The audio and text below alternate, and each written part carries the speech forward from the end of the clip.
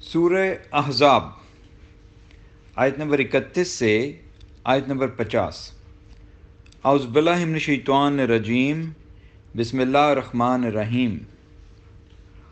اور تم میں سے جو اللہ اور اس کے رسول کی فرما برداری کرے اور نیک عمل کرے تو ہم اسے اس کا اجر دگنا دیں گے، اور اس کے لیے ہم نے عزت کا رزق تیار کر رکھا ہے۔ اے نبی کی بیویوں، تم عام عورتوں کی طرح نہیں ہو۔ اگر تم تقوی اختیار کرتی ہو تو کسی بھی غیر محرم سے نزاکت سے نرم و ملائم لہجے میں بات نہ کیا کرو کہ پھر وہ شخص جس کے دل میں روگ ہو طمع کرنے لگے، اور تم معقول بات کہا کرو، اور تم اپنے گھروں میں ٹک کر رہو اور گزشتہ دور جاہلیت کی زیب و زینت کی نمائش کے مانند اپنی زیب و زینت کی نمائش نہ کرتی پھرو، اور نماز قائم کرو اور زکوٰۃ دو اور اللہ اور اس کے رسول کی اطاعت کرو۔ اے اہل بیت، بس اللہ تو چاہتا ہے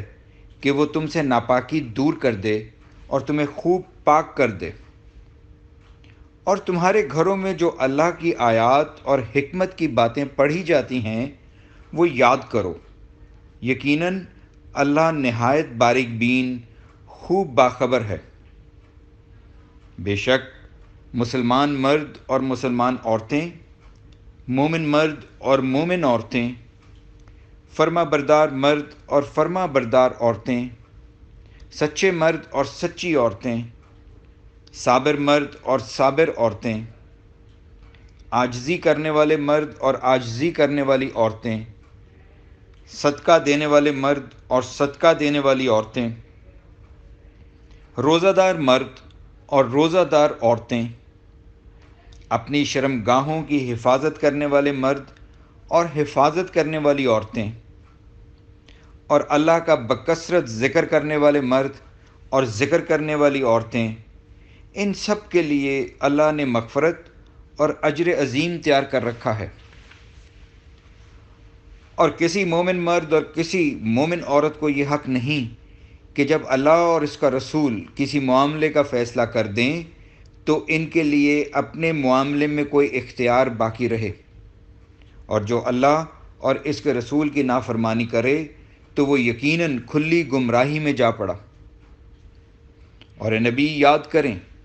جب آپ اس شخص زید بن حارثہ سے، جس پر اللہ نے انعام کیا اور آپ نے بھی انعام کیا تھا، کہہ رہے تھے کہ تو اپنی بیوی زینب کو اپنے پاس رکھ اور اللہ سے ڈر، اور آپ اپنے دل میں وہ بات لے پالک کی متعلقہ سے نکاح چھپاتے تھے جسے اللہ ظاہر کرنا چاہتا تھا، اور آپ لوگوں سے ڈرتے تھے، حالانکہ اللہ زیادہ حقدار ہے کہ آپ اس سے ڈریں۔ پھر جب زید نے اس سے اپنی حاجت پوری کر لی تو ہم نے اس کا نکاح آپ سے کر دیا تاکہ مومنوں کے لیے اپنے منہ بولے بیٹوں کی بیویوں سے نکاح میں کوئی حرج نہ رہے، جب وہ ان سے اپنی حاجت پوری کر لیں، اور اللہ کا حکم تو پورا ہو کر ہی رہتا ہے۔ اور نبی کے لیے اس بات میں کوئی حرج نہیں جو اللہ نے اس کے لیے مقرر کر دی۔ جو لوگ انبیاء پہلے گزر چکے ہیں ان میں بھی اللہ کا یہی طریقہ رہا ہے، اور اللہ کا حکم ایک طے شدہ فیصلہ ہوتا ہے۔ وہ انبیاء جو اللہ کے پیغام پہنچاتے تھے اس سے ڈرتے تھے اور اس کے سوا کسی سے نہیں ڈرتے تھے، اور اللہ حساب لینے والا کافی ہے۔ محمد صلی اللہ علیہ وآلہ وسلم تمہارے مردوں میں سے کسی کے باپ نہیں، لیکن وہ اللہ کے رسول اور خاتم النبیین ہیں،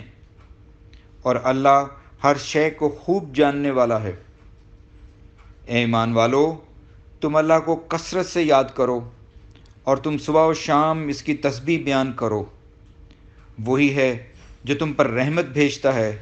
اور اس کے فرشتے رحمت کی دعا کرتے ہیں تاکہ وہ تمہیں اندھیروں سے روشنی کی طرف نکال لائے، اور اللہ مومنوں پر بہت رحم کرنے والا ہے۔ جس دن وہ اللہ سے ملیں گے تو ان کے لیے دعا ہوگی، سلام۔ اور اللہ نے ان کے لیے عزت والا اجر تیار کیا ہے۔ اے نبی، بلا شبہ ہم نے آپ کو گواہی دینے والا، بشارت دینے والا اور ڈرانے والا بنا کر بھیجا ہے، اور اللہ کے حکم سے اس کی طرف دعوت دینے والا اور روشن چراغ بنا کر بھیجا ہے۔ اور مومنوں کو اس بات کی بشارت دے دیجئے کہ بے شک ان کے لیے اللہ کی طرف سے بہت بڑا فضل ہے، اور کافروں اور منافقوں کی اطاعت نہ کیجیے اور ان کی ایذا رسانی نظر انداز کر دیجیے، اور اللہ پر توکل کیجیے، اور اللہ کارساز کافی ہے۔ اے ایمان والو، جب تم مومن عورتوں سے نکاح کرو پھر انہیں چھونے سے پہلے ان کو طلاق دے دو تو تمہارے لیے ان پر کوئی عدت نہیں کہ تم اس عدت کو شمار کرو، لہٰذا تم انہیں کچھ دے دلا کر نہایت اچھے طریقے سے رخصت کر دو۔ اے نبی، بے شک ہم نے آپ کے لیے آپ کی وہ بیویاں حلال کر دی ہیں جن کے مہر آپ نے ادا کر دیے، اور وہ کنیزیں بھی جو آپ کی ملکیت ٹھہریں، ان کنیزوں میں سے جو اللہ نے آپ کو غنیمت میں دیں، اور آپ کے چچا کی بیٹیاں اور آپ کی پھپھیوں کی بیٹیاں اور آپ کے ماموں کی بیٹیاں اور آپ کے خالاؤں کی بیٹیاں بھی، جنہوں نے آپ کے ساتھ ہجرت کی، اور مومن عورت بھی اگر وہ اپنے آپ کو نبی کے لیے ہبہ وقف کر دے۔ اگر نبی یہ ارادہ کرے کہ اسے اپنے نکاح میں لے آئے، جبکہ یہ اجازت دوسرے مسلمانوں کے سوا خاص آپ کے لیے ہے۔ ہم خوب جانتے ہیں جو کچھ ہم نے ان مومنوں پر ان کی بیویوں اور ان کی لونڈیوں کے بارے میں فرض کیا ہے۔ آپ کے لیے ازواج کی یہ حلت اس لیے ہے کہ آپ پر کوئی تنگی نہ رہے، اور اللہ بہت بخشنے والا، نہایت رحم کرنے والا ہے۔